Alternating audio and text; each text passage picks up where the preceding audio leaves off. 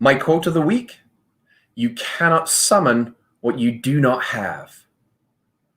Hi, I'm Jason Barlow, RMT, and I'm here today as your therapist and coach to help you transform your stress, tension, and pain into health, happiness, and vitality. So today I wanted to focus in on a great quote, which is from the wonderful Bergeron, who I was referring to his book last week, The Chasing Excellence. Ben is a CrossFit coach. Anyway, refer back to my previous notes on that. It's posted on my social media here.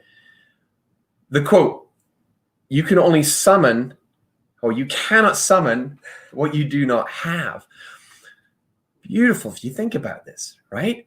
Because ask yourself, or just look at your life and find out what happens when you get squeezed in life.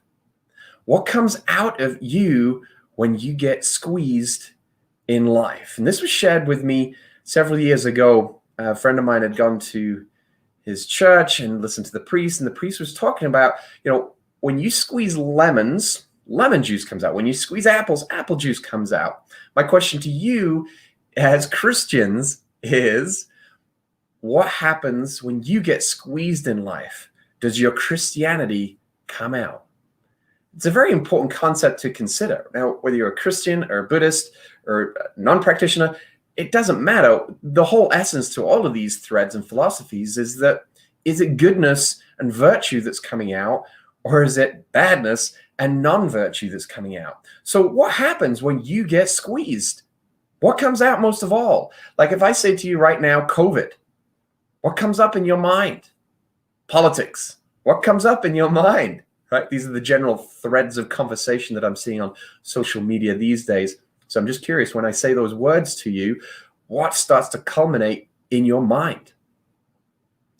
You cannot summon what you do not have. If your mind is used to being agitated and irritated, then guess what's going to happen when things don't go your way?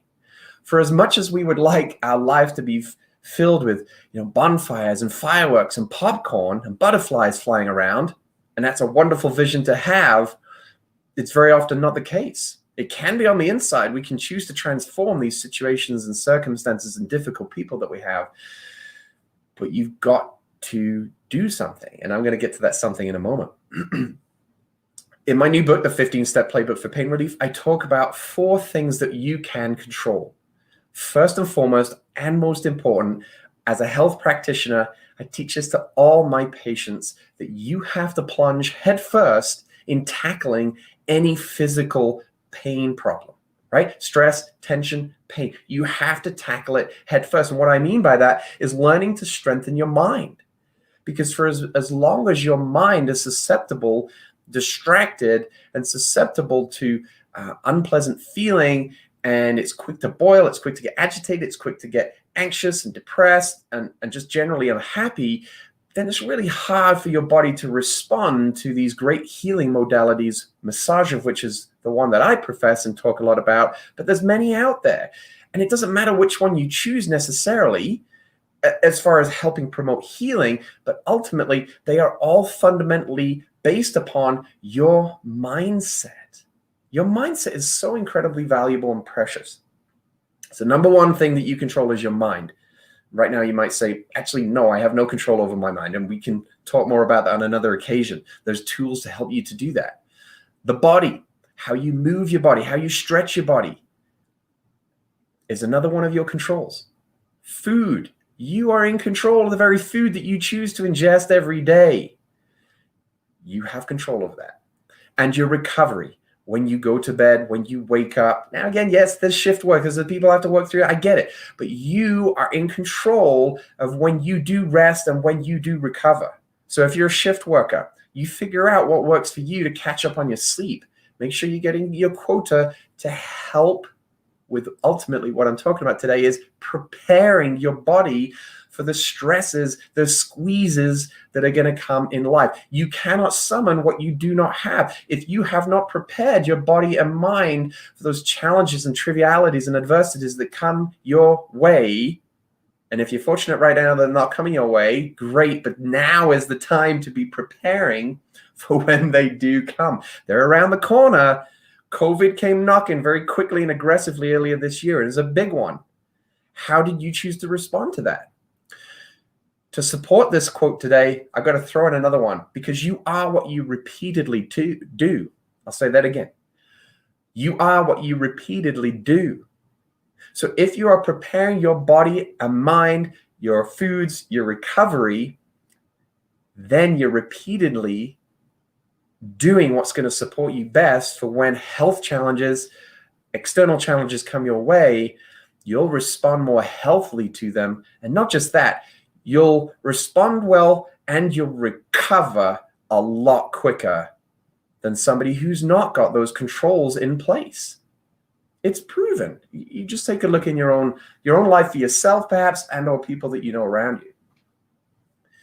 The other piece of advice I wanted to leave you with is just do small changes. Go with a 1% rule. What is it that you can change 1% every day, but you can commit yourself to for an indefinite period of time? So many people get on this bandwagon of changing their diet or going on a meditation retreat and doing this full immersion. And it's not to say that there's nothing wrong with those things. What typically happens, though, is we get so immersed, but then we get back to our normal life and we aren't able to integrate the two together. Why? Because it's such a huge transformation to take what we took away from a weekend or a day course, and then we got to translate that into our busy daily lives. I'm a busy guy too. I'm a father of 4 boys. They're almost 17, 15, and twins that are 13. I know what busyness looks like, and I'm busy with my business and growing and evolving and expanding. I'm busy doing these kinds of things, and I love to do them. What can we do that is a 1% change every day that we can consistently do to reward ourselves, not just in the short term, but the long term too, right? Think short-term pain, long-term gain in that respect. And if it's painful, then you've got to question, is it something that you're doing correctly for yourself, right? We got to gauge that. We got to get to a space of mind where we fully appreciate and we're grateful for this 1% change that we're making, because we can see clearly, vision ahead of what that actually is going to manifest like if we stay the course. You cannot summon what you do not have.